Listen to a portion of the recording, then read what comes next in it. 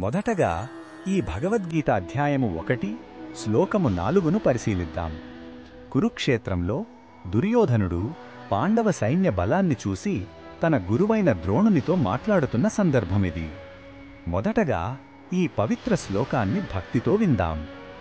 అత్ర శూరా మహేశ్వాస భీమార్జున సమాయుధి యుయుధానో విరాటశ్చ ద్రుపదశ్చ మహారథః.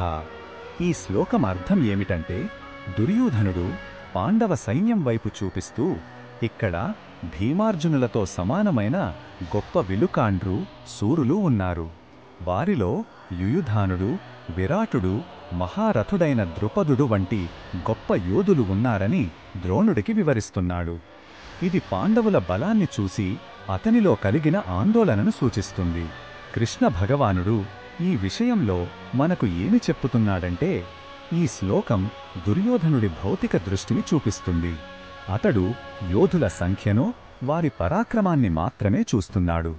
కాని నిజమైన బలం ధర్మం వైపు నిలబడటంలో, భగవంతుని అండలో ఉంటుందని గీత మనకు బోధిస్తుంది. దుర్యోధనుడు ఈ సత్యాన్ని గ్రహించలేకపోయాడు. ఈ బోధనను మన దైనందిన జీవితంలో ఎలా ఉపయోగించుకోవచ్చంటే, మనం సవాళ్లను ఎదుర్కొన్నప్పుడు కేవలం ఎదుటివారి బలాన్ని చూసి భయపడకూడదు. మన పనిలో లేదా కుటుంబంలో సమస్యలు వచ్చినప్పుడు నిరుత్సాహపడకుండా మన ధర్మంపై, నిజాయితీపై నమ్మకముంచాలి. మన అంతర్గత బలమే మనకు నిజమైన అండ. మరిన్ని భగవద్గీత శ్లోకాల అర్థాన్ని తెలుసుకోవాలంటే మా తదుపరి వీడియోలను తప్పకుండా చూడండి.